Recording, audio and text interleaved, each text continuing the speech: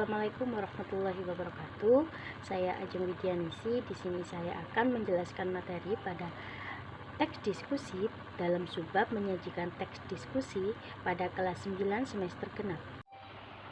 Sebelum kita membahas lebih lanjut mengenai apa itu teks diskusi, pertama-tama mari terlebih dahulu kita kenali apa itu diskusi. Diskusi merupakan pertemuan ilmiah untuk bertukar pikiran mengenai suatu masalah.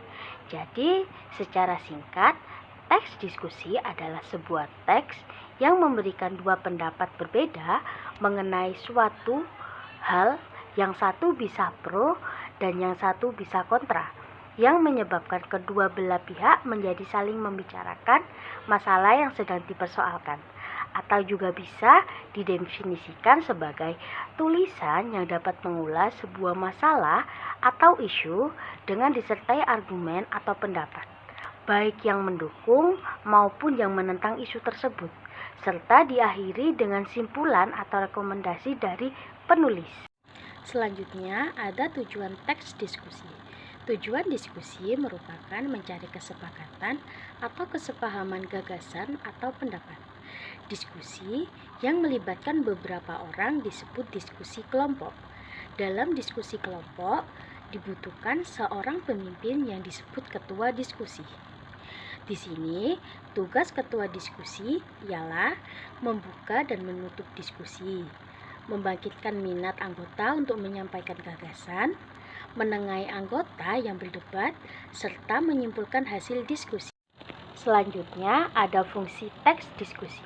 Fungsi sosial teks diskusi yaitu digunakan untuk melihat suatu masalah dari berbagai perspektif sebelum membuat keputusan atau rekomendasi.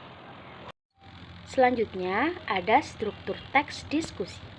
Teks diskusi mempunyai 4 struktur, diantaranya yaitu yang pertama ada isu, yang kedua ada argumen pendukung, yang ketiga ada argumen menolak, dan yang terakhir ialah kesimpulan.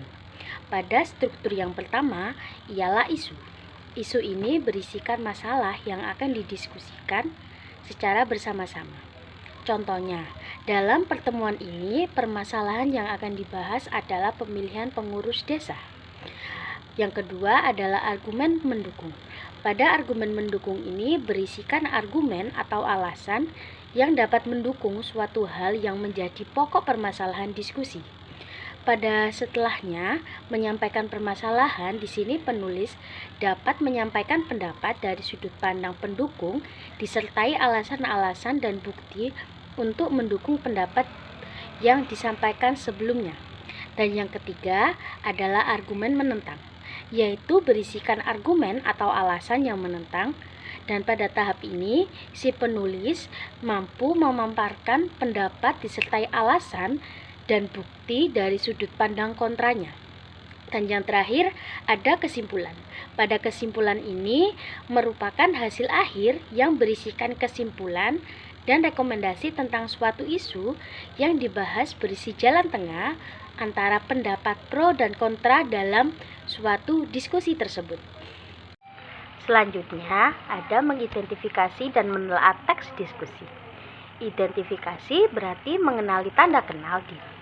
Sehingga mengidentifikasi berarti teks ini memiliki arti upaya untuk menentukan atau menetapkan identifikasi suatu teks. Identifikasi teks diskusi dapat dilihat dari struktur teks fungsi sosial dan klasifikasi unsur kebahasaan. Lalu, membaca telaah isi. Di sini merupakan suatu aktivitas membaca untuk menangkap informasi penting dari suatu bacaan yang menarik perhatian pembaca dengan melibatkan pemahaman keterampilan menangkap ide bacaan serta ketelitian dalam membaca bahan bacaan.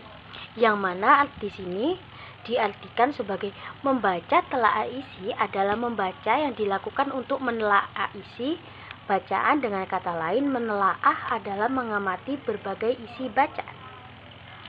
Adapun tujuan dari membaca telaah bahasa adalah yang pertama, bertambahnya kosakata yang dimiliki siswa.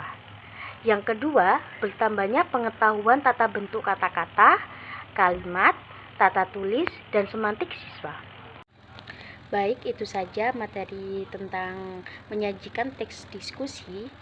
Semoga bermanfaat. Saya akhiri, nun kolami wa mayasturun. Sumasalam.